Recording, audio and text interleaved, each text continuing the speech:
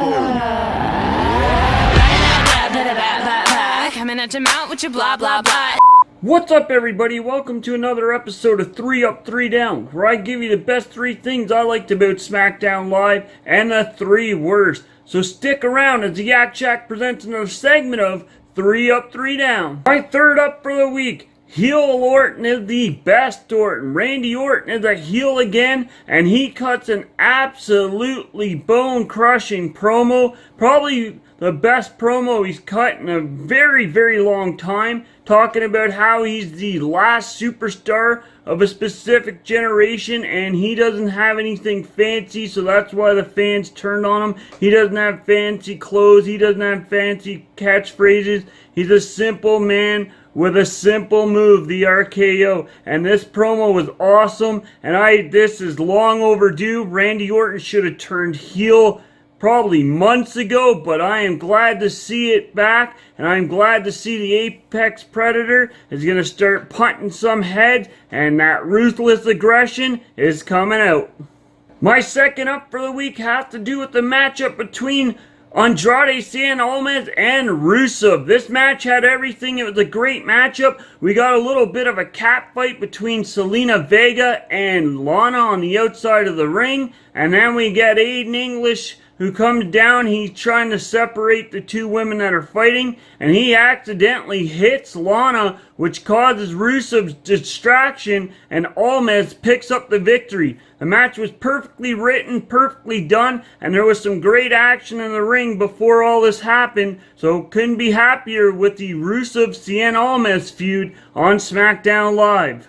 The best thing about SmackDown Live for me was the announcement that Samoa Joe is the #1 contender for the WWE Championship and will fight AJ Styles at SummerSlam. This match is going to be fantastic. If you've watched Impact or TNA in previous years, these guys were solid gold when they faced off against each other in that company.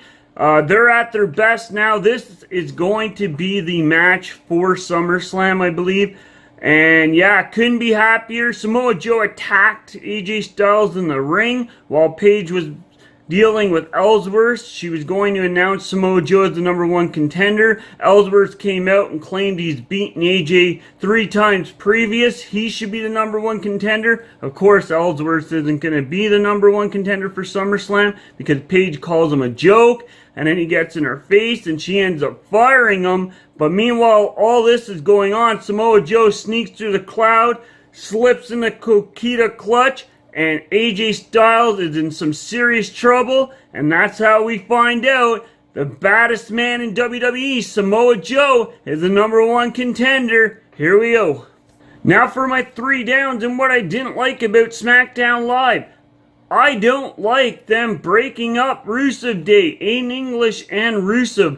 I feel like if they take Aiden English out of this equation, he is going to get buried in this roster and not used very well. I liked what they had when Aiden English was coming out and doing his little raps and songs to introduce Rusev. I don't understand why they're breaking them up, but it doesn't sit well with me. I think Aiden English is going to have a tough time on the roster, not being a part of Rusev Day.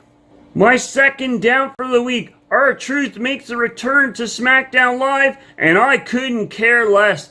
This R-Truth is the same R-Truth that left before. People are absolutely bored of this guy. This guy is a great heel wrestler. Like, honestly, some of his best work has been done as a heel, but WWE refuses to make him a heel. They did it once with the little Jimmy, and he fought Cena for the title, and it was gold. It was probably R-Truth's best work in the WWE.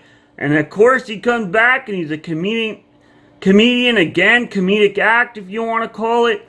I don't know, man. Turn the guy heel, make him important again. R-Truth is a solid worker. He has great on the mic, but his best work has been done as a heel. He needs to go heel. Let's get it done, WWE. R-Truth needs to become a heel. Maybe a turn on Ty Dillinger, because they got that little thing going on where R-Truth is kind of coaching him to get better. I don't know. Turn the man heel. The truth needs to be heel.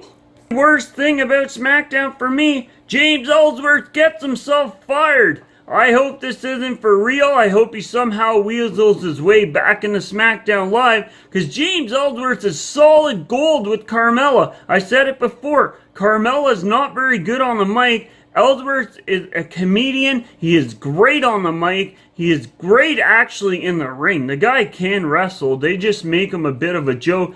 But man, do not fire Ellsworth again. I love the guy. Keep him on SmackDown Live with Carmella, and keep these promos going where he comes out and thinks he's better and bigger than what he actually is, because it's funny and the people love it. But he got kicked out of the building, so I don't know if we're going to see Ellsworth ever again, but I sure as hell hope so. Well, that does it for another episode of 3 Up, 3 Down. Please tap that like button and subscribe, and tap that little notification bell so you never miss an upload of 3 Up, 3 Down. And we'll see you back here at the Yak Shack for more 3 Up, 3 Down and videos. Thanks for watching.